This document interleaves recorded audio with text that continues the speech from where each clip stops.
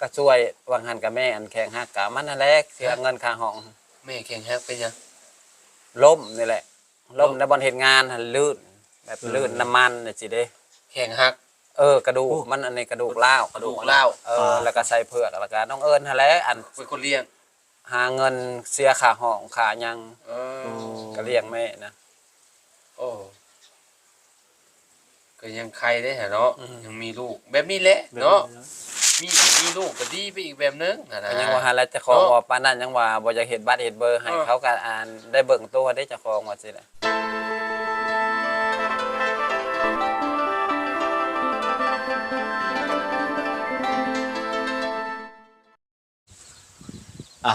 น้องพี่น้องเปิดภาพมามื้อนี้ก็อยู่ที่บ้านพอลาน้องเอิญน้องพี่น้องเนาะสบายดีเด้อพ่อแม่พี่น้อง FC กันเบิดสุขุสุคนน้องพี่น้องบ่ว่าสิอยู่ใกล้หรืออยู่ไกลบ่ว่าสิเป็นพี่น้องฝั่งลาวฝั่งไทยบ่ว่าสิเป็นพี่น้องทางต่างประเทศก็ยินดีต้อนรับเข้าสู่ช่องบ่น้อยเสียงลายคือเก่าคือเดิมพี่น้องเนาะนี่แหละพี่น้อยก็คือหลังจากมาบ้านน้องพี่น้องก็สิมาอัปเดตเรื่องราวของลูกครึ่งไทยลาวนั่นแหละพี่น้องเนาะก็คือทางน้องเอิญพอลาถ้า FC ทางน้องเอิญพอลากสิอาจสิฮู้เนาะพี่น้องถ้าว่าเพิ่นเคยเบิ่งเนาะก็คือตะกี้ตะกอนทางบ่น้อยนี่ก็เคยตามหาญาติกับทีมงานบ่ว่าสิเป็นบ่พรบ่ลาวบ่แอนบ่จอดเนาะพี่น้องและรวมทั้งบ่น้อยพร้อมก็ไปตามหาญาติแต่ละหมู่บ้านนั่นแหละพี่น้องเพิ่นส่งข่าวมาเนาะไปตามให้หาลูกหาหลานให้ได้เด้อหาพ่อหาแม่ประมาณนี้พี่น้องเนาะก็สิมาถามถามข่าวเพิ่นนั่นแหละเนาะพี่น้องว่าเพิ่นเฮ็ดบัตรประชาชนแล้วหรือบ่ทางน้องเอิญเพิ่นเนาะพี่น้องเนาะตอนนี้ก็นี่แหละพี่น้อง ขอโทษขออภัยเนาะพี่น้องก็คือทางบ่น้อยยังบ่หายช่วงอยู่พี่น้องไข่กันเลยเนาะหน้าจนซีดหน้าจนเหลืองพี่น้องก็ทิศนึงแล้วเป็นไข่อยู่ทิศนึงพี่น้องเนาะกินยาก็บรรเทาไปเนาะไปโรงหมอก็2เทื่อแล้วไปโรงหมอก็ยังแบบยังคือเครื่องเคียงเก่าเนาะพี่น้อง ไปซะพี่น้องบ่ว่าระยะห่างเดี๋ยวเขาไปถามข่าวทำข่าวทางพอลากันเลยเนาะว่าเพิ่นสิอยู่เฮือนหรือบ่มื้อนี้ว่าจังใดเนาะพี่น้องเนาะไปซะพี่น้องกราบสบายดีเด้อสบายดีพอลาสบายดีบ่น้อยนำเนาะสบายดีพอลาพร้อมเนาะทุกคนเด้อพี่น้องเด้อเนาะมื้อนี้พี่น้องมื้อนี้มีโอกาสเนาะบ่น้อยโดยเข้ามาหาทางพอลาแม่นเนาะพี่น้องก็บ่ได้มาหาเจ้าแต่โดนแล้วเนาะพอเนาะตึกเดือนเลยเนาะบ่หลายเดือนแล้วเติบได้พี่น้องเนาะก็คือน้องเอิญเป็นจังได๋นั่นนี่พอก็อยู่น้ำแม่ค่ะนั่นแหละอยู่น้ำแม่บ่แม่นโอ้ยังเห็นงานนำกันกับแม่หั่นแม่นอ๋อเพิ่นบ่คิดหยังมาบ้านน่ะบ่อยากมาอยู่ให้พ่อไปเอาโอ้ยอดเอาเจ้าของว่ะ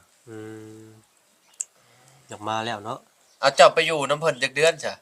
ค่อยไปบ่ค่อยไปก็ไปหาน้องซื่อแล้วก็ไปอยู่น้ำลูกสาวไปเฮ็ดงานอยู่บางนาแถวบางนาเจ้าไปเฮ็ดงานอันบ่ได้ไปเฮ็ดนำน้องเอิญบ่หรือว่าเจ้าไปเฮ็ดต่างไปเฮ็ดต่างอ๋องานนึงจะไปเฮ็ดงานขายก๋วยเตี๋ยวขายเผอเนาะบ้านเฮาเนาะขายก๋วยเตี๋ยวอยู่ได้เดือนนึงบ่เขาไปเฮ็ดประมาณอาทิตย์นึงนี่แหละมันเป็นจังได๋พออยู่บ่ได้บ่แบบเฮาร่างกายเฮามันบ่ไหวแต่กี้ก็ว่าสิหาเงินซอยน้องซะก่อนว่าซี่แหละเอาคือว่าหาเงินซอยน้องก็เรื่องตัว DNA นี่แหละโอ้ยังบ่แล้วคือเจ้าอยากหาเงินซอยลูกแม่สุดท้ายมาตัวเองว่าตัวเองบ่ไหวบ่ตัวเองบ่ไหวเพราะว่าไปเฮ็ดงานแล้วมันก็เมื่อยเฮาเนาะเฮาร่างกายเฮาบ่แข็งแรงเข้าเลยแม่นไปยืนหมดมื้อลูกค้าหลายบ่แต่ละมื้อป้าเข้าทีละ100 200โอ้หลายแท้จับอันที่ว่าขายก๋วยเตี๋ยวนานตะก้อที่ว่าเขาลวกเพิ่นน่ะเบื้องละ6มือข้างบางหนึ่งนี่6คือมันเหี้ยบ่อัน6อันเอาซ้อนกันบ่สิกรรมโฮบกันเด้เอาแบบ1 2 3 4 5 6เอารวบกันไว้แบบนี้เอารวบมันเป็นไม้เปๆแล้วเฮาก็จับรวบกันบ่สิก็เอาเส้นใส่แล้วก็ลวกทีละ6อ๋อ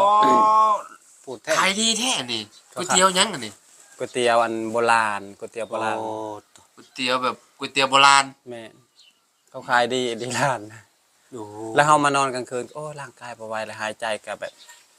โอ้ยหอบว่าซี่แหละเจ้าของมานอนนั่นมื้อคืนนั่นสิแจ้งแล้วยังหายใจเมื่อยอยู่ว่าซี่แหละโอ้ยเมื่อก่อนว่าซี่แหละเข้างานจักโมงเข้างานประมาณ7:00 น 7:00 นเช้าฮอด3 ทุ่ม2 ทุ่มนะ เลิก2 ทุ่ม แม่นยืนมันมืดบ่มีเวลานั่ง อ๋อเจ้าก็เป็นคนลวกน้ำบ่ ค่อยเป็นคนลวกแล้วก็ใส่ธง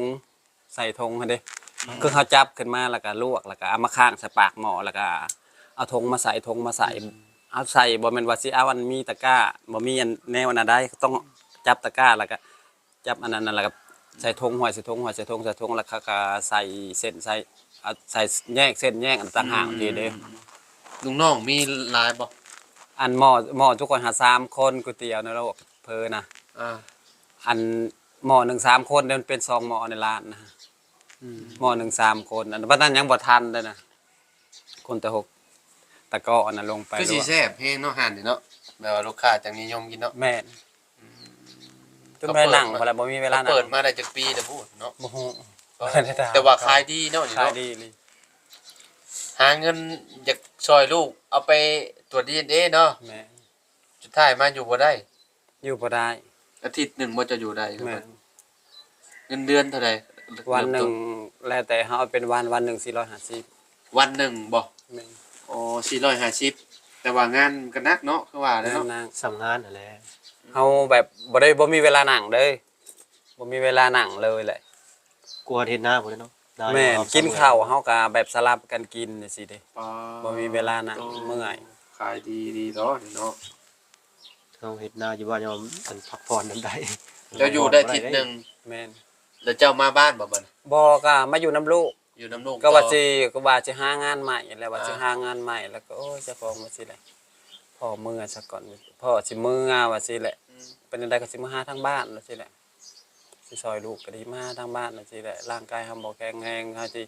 ไปเฮ็ดคืออันพวกวัยรุ่นเขามันก็บ่ได้แล้วบัดนี้แต่ตัดสินใจกับลูกพอดีอยู่สิ้นเดือนพอดีมาบัดนี้ อ๋อสิ้นเดือนปุ๊บแล้วเจ้าก็มาเนาะ แม่น อืม แล้วก็ไปหาน้องเอิญแล้วก็ อืม บัดนี้ก็ไปเว้ากับเพิ่นแล้วเว้ากับเฒ่าแก่เพิ่นแน่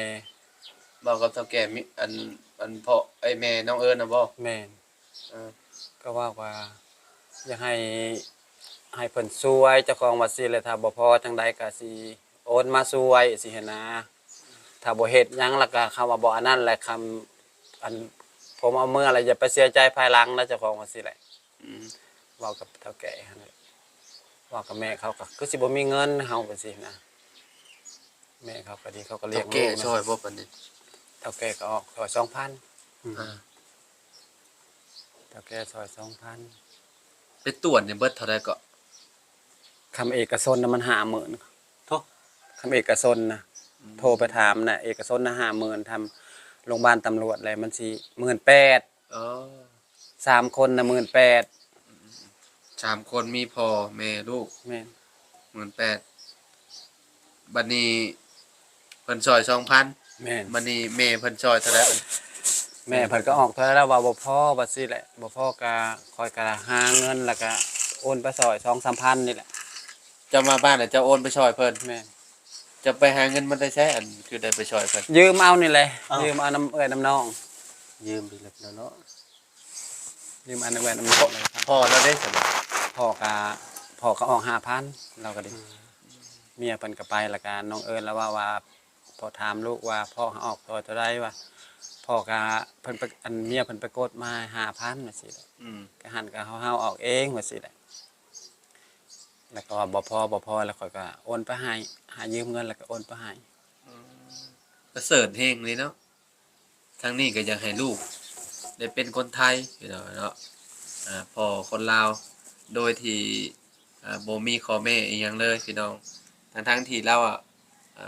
บ่ได้เป็นลูกลาวแท้ๆดอกพี่น้องแต่เราก็ฮักคือลูกลาวพี่น้องเนาะเพราะว่าเลี้ยงตั้งแต่ยังแบเบาะอยู่เนาะพอลาเนาะ น้อยซ้ำลูก เราก็คืออยากซอยทุกอย่างพี่น้องเนาะเพื่ออยากให้ลูกมีอนาคตที่ดีว่าซั่นซะเนาะพ่อเนาะคันว่าได้เป็นคนไทยแต่ก็คือแบบสบายเลยเนาะพ่อเนาะ คำว่าบ่อย่างนั้นก็บ่บื้นไปแล้วก็เฮาก็อันเนาะลูกเฮาก็ใหญ่มาแล้วเฮาก็บ่บื้นไปแบบนอนก็บ่หลับคิดคิดฮอดลูกเฮ็ดจังไดก็สิไปซอยก็โอ้ยมันเฮาไปแต่มันบ่ได้แล้วก็กลับมาแล้วก็ว่าพ่อบ่ได้แล้วก็พ่อก็สิเมื่อทางบ้านแล้วก็สิหาเงินมาซอยถ้าบ่พอจังได๋ว่าสินะลูก พ เพิ่นเฮ็ดงานมีมือหยุดอยู่บ่ซะลูกเจ้าก็บ่มีมื้อหยุดนะ น้องเอิร์ธนี่นะ แม่นบ่มีมื้อหยุดเลื่อนแต่เฒ่าแก่เพิ่นมีธุระมีนั่นมีนี่ก็จังหยุดจังซี่นะ เฮ็ดตลอด แม่น ตอนนี้เพิ่นคือสิคล่องแล้วเนาะเพราะว่าอยู่โดนแล้วเนาะ คล่องแล้วมันเฮ็ดเป็นเบิดแล้วเฮ็ดนังอันที่จังหวัดสั่งนั่นสั่งนี่ก็เฮ็ดเป็นเบิดแล้ว โอ้สบายแล้วซะเฮ็ดหยังก็เป็นแล้วเนาะมันก็สะดวกแหละเพิ่นคืออยากมาอยู่เนาะ อยากมาเพิ่นว่าสิสงกรานต์นะฮะสิเมื่อกับภายว่าให้เจ้าลงมาหับ บ่มาก็ยาลูกว่าคำผู้ดำนามีหยังคำพ่อบอกนะพ่อจังสิลงไปเอาว่าซี่บ่าวพ่อจังสิลงไปหามว่ากับลูก แต่ว่าตอนนี้ได้ตรวจแล้วเรียบร้อย ตรวจแล้วรอพังผลเพิ่นว่า3 เดือนอย่างอันซ่าหั่นนะ3 เดือน โอ้ พังผล เพิ่นได้ตรวจหาก็ได้ตรวจได้พี่น้อง จะโดนเลยเนาะ หาก็ได้ตรวจ DNA เนาะเพราะว่าเพิ่นเรื่องการเงินพี่น้อง การ เนาะ เงินนี่แหละ ถ้าบ่มีเงินเฮ็ดหยังก็ยากกว่ามื้อนี้พี่น้องเนาะ พอลาก็คิดหลายช่องทางได้ไปบะธาตุโพดอีกก่อนสิไป ประธานโพนกับไปบะเพิ่นไปบะไปบนเนี่ยเนาะ ไปบ้าอยากให้ลูกได้ใช่ไหมก่อนสิ โอ้ได้ตรวจ DNA แล้วก็สบายแล้วบัดนี้แล้วก็ฮู้ผลแล้วก็เขาผลตรวจออกมาเลยอันนั้นมันก็สิเดินเรื่องให้เลยได้เนาะคันว่าตอนเพิ่นยังน้อยตอนนั้นใครไอ้อันหาพ่อแม่เจอตอนนั้นคืออยู่เนาะ แต่ตอนนั้น6-7 ขวบเนาะตัว แม่น 6-7 ปี 6-7 ปีเนาะตอนนั้นน่ะ แค่แม่นเพิ่น หรือ ว่า ว่า13 14แบบนี้เนาะพ่อเนาะตอนนั้นโอ้ก็สิมันก็สิบ่ได้ตรวจ DNA ปานนี้พี่น้อยเนาะ พ่อแม่ก็บ่ชนนะคำว่าพ่อแม่มาตะกี้ค่ะแม่มันมาก็เอาไปตรวจเฮาก็หายไป อันนี้บ่ท้าวหาลูกเลย บ่เท่าหาลูกเลยคันแม่นเฮาบ่เท่าหาก็ เรียบร้อย เรียบร้อยก็คือสิบ่เท่าเลยแหละ คือสิปล่อยปลาละเลยเลย คือสิปล่อยป้าละเลย พี่น้อยเนาะ ขนาดเฮาเอาไปเฮิงจนว่าเท่าใดครับ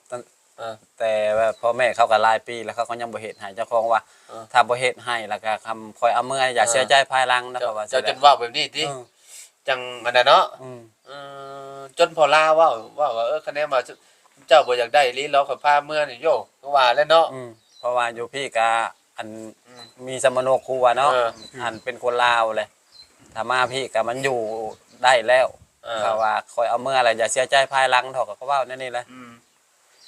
เว้าด้วยอยากให้นำหั่นแหละ เฮาเลี้ยงให้จนใหญ่ก็ เขาเลี้ยงให้จนใหญ่ยังอันบ่เฮ็ดบ่ไปสั่งอันนี้นะเฮาก็อยากให้จังซี่แหละ คะแนนว่าน้องเฮ็ดให้น้องเพิ่นก็สิเฮ็ดเวียกก็สิสะดวกแหน่ แม่ อยู่แถวกรุงเทพอยู่ไทยอะนะพี่น้องไปหาเฮ็ดงานหยังก็เฮ็ดได้ นั่นแหละคำว่าเฮาอันขายเองก็ได้หั่นนะ แม่ ถ้าเป็นคนไทยนะฮะมีบ้านมีเบอร์แล้วเฮาอันขายเอง มีหยังเนาะ มีทุนมีหยังแล้วเฮาก็ขายเองได้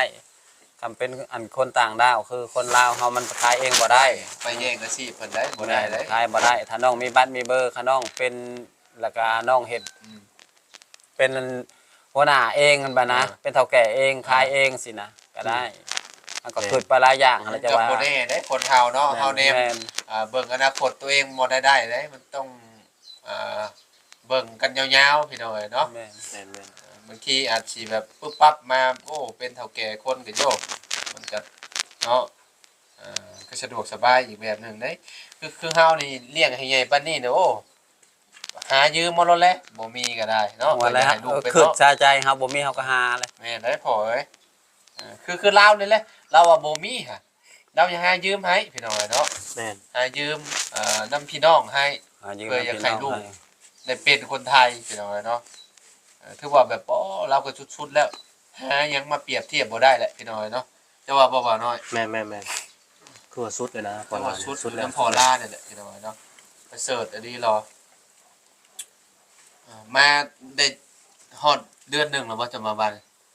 ยังบ่ฮอด ยังบ่ฮอดติ วันที่เท่าใดแล้ววันที่20ปลายบ่21บ่มัน แม่นมื้อนี้21มื้อ22นี่สิไปใหม่อย่าบ่หรือว่าจังได๋ ก็บ่ไปแล้วลูกได้แล้วก็บ่ไปแล้วบัดนี้นะ สิโทรหากันเอา เอ เนาะ อทอแต่ลังเทื่อก็ถ้าเฮ็ดนาถ้าเฮาบ่อันนั้น ก็บ่ก็ไปสิไปเอาน้องมาช่วยเฮ็ดนา อืมปีนี้จะบ่ได้เฮ็ดนาแซงบ่ บ่ เป็นจังได๋ปีนี้ เมื่อยเนาะ เมื่อย เอ เฮากับผู้เดียวเนี่ยเฮ็ดทำไรก็พอได้กินแล้วก็ยานะ เออ เฮาไปบืนแล้วก็ร่างกายเฮาบ่แข็งแรงแล้วคุมื้อนี่ แม่น แม่นหั่นแหละ ๆเฮ็ดซ้ำกินก็พอแล้ว อืม เฮ็ดสำกินก็พอแล้วเนาะ เพราะว่าเฮาก็อยู่ผู้เดียวบ้านนี้น้องครับไปอยู่พุ่นล่ะ แม่นล่ะ เพราะว่าน้องอันได้ตัว DNA แล้วก็บ่เป็นห่วงแล้วคุมื้อนี่ อื อื ม ม ตะกี้ยังว่านอนมั่งซานโอ้ยคิดจังได๋เนาะคิดจังได๋เนาะยันลูกบ่ได้หั่นแหละจังว่าบืนไปเฮ็ดงานจังๆหนึง ได้เบิ่งคลิปจุมเฮาอยู่บ่ของมื้อนี่ เบิ่งอยู่ ไม่อยู่บ่ เบิ่งแล้วเป็นแนวใดบ่ได้มาสายนี่ได้ของมื้อนี่ เออ อ่าไปอยู่เซโปนเป็นอาทิตย์ บ่ เป็นอาทิตย์2อาทิตย์จังมา ก็คือสายตามหาญาตินี่ก็แบบว่าโดนๆพี่น้องเนาะคันว่ามีโอกาสก็คือแบบนี้แหละก็สิไปเยี่ยมมายามทางพอล่าเพราะว่าก็อยู่ในเมืองเดียวกันหั่นนะพี่น้อ แม่ ง น เนาะ ๆ เมืองจำพรคือกันเนาะคันว่าลงมาคันว่ามีโอกาสบ่ได้ขึ้นไปไหว้ก็นี่แหละมาเยี่ยมยามกันถามข่าวกันพี่น้องเนาะหักแพงกันพี่น้องเนาะ ๆแม่น ก็โดนแหละบ่ได้เข้ามาหาเราเนาะคิดว่ามารอบนี้คิดว่าน้องเอิญเพิ่นจะเป็นคนไทยแหละเนาะก็ยังอยู่พี่น้อง รอ แล้วก็ ไป ตรวจ พุ่น DNA เนาะ รอ2-3เดือน รอผลตรวจประมาณ 2-3 เดือนเหรอพี่น้อง 3เดือน โอ้พี่น้องก็ดีก็ยังดีอยู่ยังได้ตรวจเลยเนาะแรกๆคิดว่า ข้อยก็คิดแล้วได้ข้อยก็คิดท้อแหล้ว อ่า สิได้ตรวจอยู่บ่สิได้ตรวจอยู่บ่ก็คิดไปแล้วก็สิเฮ็ดได้เด้ลูกสิได้ครับไผก็ว่าก็ถ้าแก่หาได้ตัวเองก็ดี อืม ไปกับหมู่เว้ากับเฒ่าแก่นะเว้าแล้วก็หายมึงยายแม่ว่ากูจะหายนำว่าสิแหละ บ่ เออ เจ้านี่ไปรวมกับเฒ่าแก่โดยตรงเลยบ่ แม่น อ๋อเฒ่าแก่ทาง แม่ น้องเอิญนั่นแหละ แม่ แม่ น้ น้ อ อง ง เอิ เอิ ญ ญเลยเนาะเพื่อจะให้ลูกได้เลยพี่น้องเนาะไปคุยกับเราเลยเนาะ แม่นเจ้าของอันเล่าแล้วก็ว่าอันคอยก็มีเวลาอยู่ให้เขาไปอยู่แต่ว่าเขาก็ยังบ่ไปว่าสินะเราก็ว่าสิแหละ มันก็มีเวลาคือจังหวะเฮาอันมาตั้งร้านแล้วไปก็ได้นั่งรถแท็กซี่ไปมันก็บ่ได้ไกลเด้ไปตรวจว่าสิมันก็ โดย ถ้าปัญญานำเงินว่าสิหนนะเฒ่าแก่ก็ว่าสิช่วยอยู่เพิ่นก็ว่าสิแหละสิช่วยอยู่เจ้าของก็อุ่นใจก็พังเบิ่งมันก็สิพอได้อยู่แต่ว่าสิแหละ เราเลี้ยงลูกจักคนก่อนนะแม่น้องเอิญตอนนี้นะ สอง 2บ่อยู่บ้านนะบ่ กาอันคนหนึ่งก็อยู่บ้าน แล้วก็พอแต่น้องเอิญเขาก็หาเฮ็ดเนาะเรียกเขาได้แล้ว น้องเอิญเราก็เฮ็ดเวียกอยู่เนาะ เฮ็ดเวียกอยู่มาก็ได้เงิน ก็ช่วยวังหันกับแม่อันแข่งฮักกะมันนั่นแหละเสียเงินค่าห้อง แม่แข็งฮักเป็นหยัง ล้มนี่แหละล้มในบ่อนเฮ็ดงานหั่นลื่นแบบลื่นน้ำมันน่ะสิเด้ แข็งฮัก กระดูกมันอันนี้กระดูกร้าว กระดูกร้าว แล้วก็ใส่เผือกแล้วก็น้องเอิญหั่นแหละอัน เป็นคนเลี้ยง หาเงินเสียค่าห้องค่าหยัง เออ ก็เลี้ยงแม่นะ โอ้ก็ยังใครได้เหรอเนาะ อืม ยังมีลูกแบบนี้แหละเนาะมีลูกก็ดีไปอีกแบบนึงนะ ก็ยังว่าหาแล้วเจ้าของว่าปานนั้นยังว่าบ่อยากเฮ็ดบัตรเฮ็ดเบอร์ให้เขาก็อ่านได้เบิ่งตัวได้เจ้าของว่าสิแหละได้เบิ่งแล้วก็มาช่วยค่าห้องให้ อืมเพิ่นบ่ได้เลี้ยงเนาะเพิ่นก็เลยแบบบ่อยากมีความผูกพันปานนั้น แม่น เนาะคิดว่าเนาะ แม่น บ่ได้เลี้ยงแล้วบ่มีความผูกพันแล้วว่าเซยเตย มันก็เลยแบบ ได้ก็ได้ เฉยๆ บ่ได้เลย อยู่ จ้า ก่อน ว่าสินะเขานะ เนาะก็เลยแบบอยากเฉยๆอยู่เขาเนาะ แบบเซยๆอยู่ คือเจ้าเป็นคนเลี้ยงมากับมือหั่นน่ะเจ้าก็อยากให้เพิ่นได้ อยากให้ได้ รถแบบว่าลูกบ่ได้ก็กระวนกระวายอยู่ทางนี้ ก็ ก็ ว่า ได้ ยังว่าจนว่าบ่ได้เฮ็ดหยังกูสิไปกรุงเทพกูเด้อว่าเหมือนอันแล้วก็ไปพากควายน้ำเอื้อย เออ พากควายน้ำเอื้อยพากควายเทกน้ำเอื้อยกูไปก่อนว่าสิแหละแล้วก็ไปก็คิดฮอดทางบ้านครอบครัวแล้วบัดนี้เฮือนก็บ่มีไผอยู่ก็ขี่ไปหลายอย่าง แบบว่าจะไปนี่ก็คือแบบเพื่อนเจ้าบ่ได้มีไผมานอนเนาะ แม่น แบบว่ามันก็เงียบไปเลยพี่น้องเนาะ ปิดไว้แล้วก็ แบบ ให้ เขาก็คิดหลายอย่างเลยเนาะ ให้เอื้อยมาอันเปิดไพ่ให้ไป ไปผ่าพุ่นก็ได้ยินข่าวอยู่เจ้าน้องไผใหม่เฮือนใหม่น่ะก็ โอ้ โอ้ยแฮงกระวนกระวายแล้ววันนี้ก็โอ้ยงานก็บ่เป็นเฮ็ดแล้วก็คิดฮอดเพื่อนฮอดชานแล้ว มันแบบคูเมอร์นี่พี่น้องเนาะแบบว่าไฟฟ้าลัดวงจรหลายแบบว่าเป็นเฮือนใหม่บ่หรือว่าเฮือนอีหยังก็แล้วแต่นะคูเมอร์นี่เนาะมันพร้อมสิเกิดได้ทุกเวลานะเฮาก็คิดนักบัดนี้เนาะ คิดนาง เห็นข่าวไฟไหม้แล้วว่าเฮงคักบัดนี้ แฮง เนาะ อันบ่เป็นตาอยู่แล้วบัดนี้ ทีแรกว่ากูอันจะเฮ็ดซะก่อนมันไปอยู่แล้วมันก็เบิ่ง ว่าสิทนอยู่เนาะ ว่าสิทนอยู่ เอาพี่น้อยเนาะเอาก็ดีแล้วพอลาเอ้ยเนาะเพิ่นได้ตรวจ DNA แหละพี่น้อยเนาะ แม่น ก็ดีใจนํเนาะ FC หลายคนก็คือสิจื้อได้อยู่ดอกพี่น้องเนาะเพราะว่ามัน ตะกี้แต่ก่อนก็คือแบบเนาะฟอล่าแหละพี่น้องเนาะฟอล่าเนาะที่ว่าเราเอาลูกคนไทยมาเลี้ยงอะไรพี่น้องเนาะเลี้ยงจนใหญ่พี่น้องเนาะจนเป็นสาวเนาะจังมาเท้าหาแม่บัดนี้เนาะเท้าหาแม่หาพ่อให้พี่น้องเนาะแล้วก็จนได้พ่อกันแล้วก็จนน้องเอิญเพิ่นก็ได้ไปอยู่ไทยจักเดือนแหละบุน้องเอิญไปอยู่ไทยนี่ฮะ ตั้งแต่อันนั้นดำนาแล้ว ดำนาแล้วเนาะ แม่ เพราะหลายเดือนเติบ ดำนาแล้วก็จนว่าเกี่ยวข้าวแล้วแล้วก็จนว่านี่แหละสิดำนาใหม่อีกได้วสงกรานต์ ครบปีเลยได้เนาะ ปีแล้ว ว้าไวอีหลีพี่น้องเอ้ยเนาะวันเวลาพี่น้องเอ้ยเนาะไวจะพอคนเฮามันจังเฒ่า 17 ปีเลยน้องเอิญก็ดิ เข้า17 ปีแล้วติ 17ปีนี่แหละ เออ 18ปีหน้า อ้าวเนาะยามหน้าว่าสิให้ลูกมาติสิให้มา มาซอย ดำน มาดำนาซอยก็จังสิให้ลงไปไม้ว่าฟังเบิ่ง ไปอยู่พุ่นเพิ่นกับผิวเพิ่นเป็นจังไดนะพ่อก า ม่านขาวขึ้นบ่ ขาวอ้วน อ้วนบ่นั่นนี่ อ้วนเจ้าของว่าจะกินหลายเด้ออ้วนคือแม่เด้อเจ้าของว่าซี่แหละ จะกินหลายเจ้าของว่ามันแม่แพ้อ้วนจนว่าโตโทไปสั่งนี่จะว่าเป็นโอ่งแดงนะเจ้าของว่าซี่ บ่แม่แล้วอ้วนบ่ อ้วนแม่น่ะอ้วน จะสิเป็นแนวแม่นะ กรรมพันธุ์ จนว่าสิได้แนวแม่แล้วเจ้าของว่าจะกินหลาย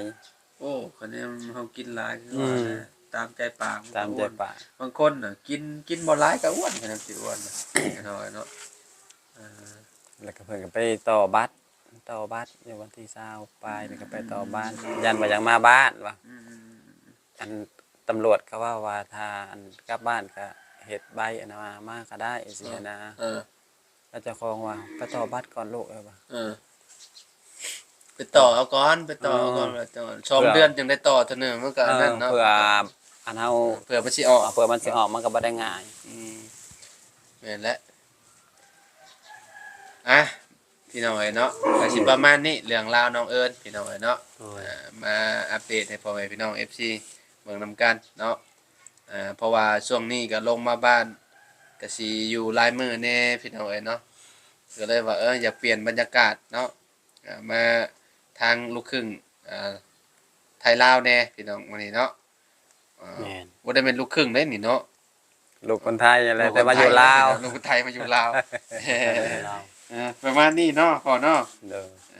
อัปเดตให้เบิ่งต้องการเพราะว่า FC ผู้ที่ว่าเพิ่นตามหายุงหาญาติพี่น้องเนาะมาเบิ่งเนาะก็บ่ได้ไปแต่ดนได้พี่น้องไปอันตามหาญาตินี่พอเอ้ยบ่ได้ไปแต่สิได้หลายเดือนเลยได้เนาะ แม่นหลายเดือน น้อยไปมีแต่ไปอยู่ทางเหนือพวกไปซอยเรือพี่น้องเนาะตอนนี้ก็กำลังสร้างบ้านให้น้องน้ำเพิ่นอยู่เนาะตอนแรกก็ลองเบิ่งก็ได้จากบาทโทรหาสร้างก่อนนะโทรหาสร้างอยู่เซโปนก่อนแต่ว่าเราสิหับเราสิหับอยู่บ่โทรหาอยู่เพื่อนพอลาเลยพี่น้องเนาะใช่สั่งแหล่เมาจ้ะ ชิ บ่ได้จับโทรศัพท์นะยังอยากเป็นหวัดอยู่นั่นน่ะอากาศเนาะมันจะเป็นจังได๋บ่ วางมานะก็ฮ้อนหมด2-3มื้อก็ไป ไม่ หา ค่อยจะหนาซีดมาแล้วก็เป็นไข้เลยอาทิศหนึงเลย ทำไก่ต้มดิ สำไก่ต้มเลยตอนนี้นะ ฮัลโหล ฮัลโหลสร้างสบายดี เลยเนาะ โดยเป็นจังไดแอมเฮือนฮอดไสแล้ว ยังเลยข้างใน ยังเหลือแต่ทางในบ่ แม่ ทางนอกแล้วเบิดแล้วบ่ ยังยังลึงยังนอกอยู่ครับตำรวจ อยู่ทางเทิงบ่ ยังลึง ไม่พาสลายังหลายอยู่บ่ ยังมันจิบไปแล้ว ยัง70แผ่น แม่ เอ่อเกือบพอพุ่นแล้วเนาะ แม่เกือบพอแล้ว เอ พอ อ แล้ว โดยตอนนี้เฮายังอยู่บ้านอยู่เด้อ เลยขึ้นมา ฟังเบิ่งวันอังคารมันพุธพุ่นแหล้ว เออ โดยตอนนี้ยังหาเงินอยู่ โดยขอบมุกขอบใจหลายๆเด้อใกล้แล้วเนาะยังเหลือแต่ทางในเนาะ แม่ โดยขอบมุกขอบใจหลายๆเด้อพอเด้อ จ้า โอเคพี่น้องเอ้ยเนาะโอ้ไวอีหลีเนาะ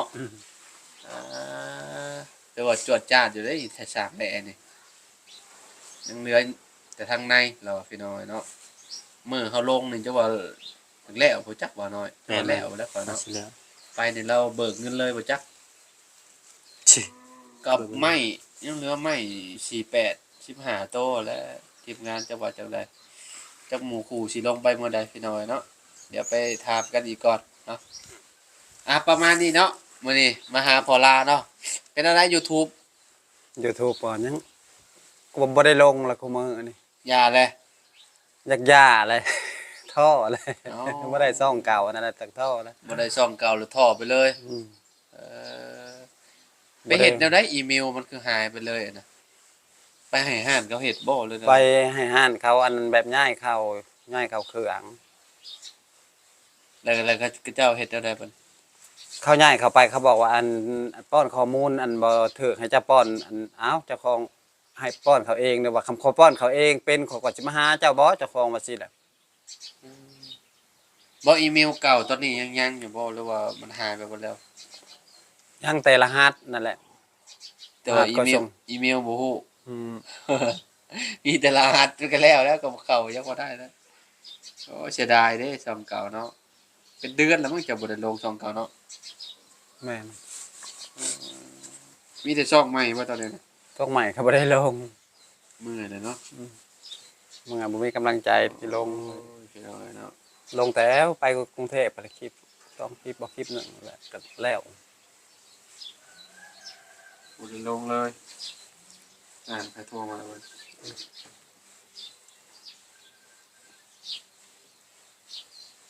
ก็ได้มีอีเมลเก่าเฮาเข้าให้เจ้าได้อยู่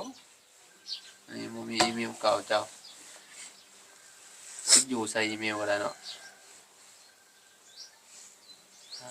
เห็นเอาไว้เนาะเสียดายซอ เขาเราว่าเจ้าอันก็จังว่าสิอันเอาอีเมลเก่าส่งไว้ก่อนว่าอีเมลตอนนะ โอ้ตอนนั้นเฮาส่งมาให้เจ้าอยู่หรอว่าหรือว่าจังไดอันใน Facebook เจ้า บ่เห็น บ่เห็นบ่ อืม มอ้าวเดี๋ยวไปเบิ่งอีกเทื่อหนึงก่อนพี่น้อยเนาะเดี๋ยวไปเบิ่งนํ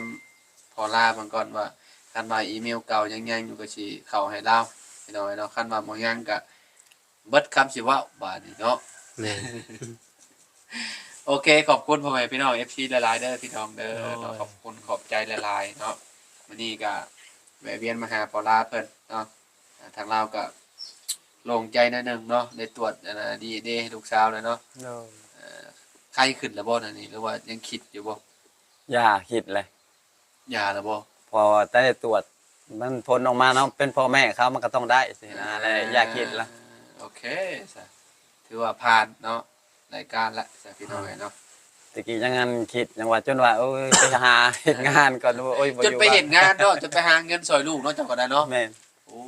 ยพี่น้อยเนาะเอาตอนนี้ก็อยู่ในขั้นตรวจ DNA อยู่พี่น้องเนาะคันว่าผลตรวจออกมาเมื่อใดก็คือแบบก็จะเป็นพ่อแม่ลูกกันก็เนาะมันก็สิบ่ยากดอกพี่น้องมันก็สิดำเนินการเฮ็ดบัตรประชาชนให้น้องเอิ้นเพิ่นเนาะตามเนาะขั้นตอนแล้วเนาะ แม่น ไปลัดขั้นตอนมันก็บ่ได้คือเพราะว่าเพิ่นอายุเกินแล้วเด้พี่น้องเนาะ อายุเกิน กำมาเตอแต่ยังน้อยก็ใครนะพ่อแม่เขาเอาไปเฮ็ดอันนี้มาอายุเกินแล้วเพิ่นก็ว่าเฮ็ดตามขั้นตอนเพิ่นก็ว่าซี่แหละย่านคนอื่นไปสวมซีท แม่นมันก็ต้องแบบนั้น เพิ่นก็อธิบายให้ฟังอยู่เขาไปในสน เพิ่นก็คือแบบต้องล็อกซื้อ ม น้องคนเมียนก่อนเพราะว่า เป็นพ่อแม่จริงเขาก็ว่าแต่ว่าต้องตรวจต้องไปตามขั้นตอนย่านเอาคนอื่นมาสวมซีทเพิ่นก็ มา บอก สวม ว่า ชิดมาสวมรอยเป็นน้องเอิญซะ แม่น โยกมันก็เนาะพี่น้องคันว่านั่นมันก็สิผิดกฎของเพิ่นนั่นแหละเนาะ กฎของเพิ่น สมมุติว่าเพิ่นสิเฮ็ดให้เลยหั่นน่ะ แม่น เนาะคือน้องอันนั้นคือกันน้องน้องน้ำเพชรน้ำผึ้งน่ะก็คือแบบเพิ่นก็ตรวจ DNA คือกันนั่นก็ได้อ่าแม่นบ่ว่าน้อยเพิ่นตรวจ DNA บ่เนาะน้องน้ำผึ้งน้ำเพชรน่ะสิแม่นนั่นแหละคือว่าบ่ได้ตรวจเฮาก็จนลืมแหละพี่น้องเนาะ หลายเดือนแล้ว แม่น้องมันก็ได้เป็นคนไทยนั่นแหละเนาะหลายคนได้เป็นคนไทยน้องน้ำเพชรน้ำผึ้งน้องยีน้องฟ้าน้องโอ้ยหลายๆคนจือว่าได้แล้วพี่น้องเนาะ แม่นๆ ตอนนี้ก็รอรุ่นนำกันน้องเอิญพันนี่แหละเนาะพี่น้องเนาะคนต่อไปพี่น้องเนาะเพราะว่าเราก็เป็นคนไทยอยู่แล้วเราบ่ได้เป็นลูกครึ่งพี่น้องเนาะสำหรับคลิปนี้เนาะเฮาก็บ่น้อยพอลาขอโตวเลยเด้อพี่น้องเด้อขอบคุณหลายๆเนาะสบายดี สบายดี สบายดีพอ สบายดี ไปพี่น้องโดย บาย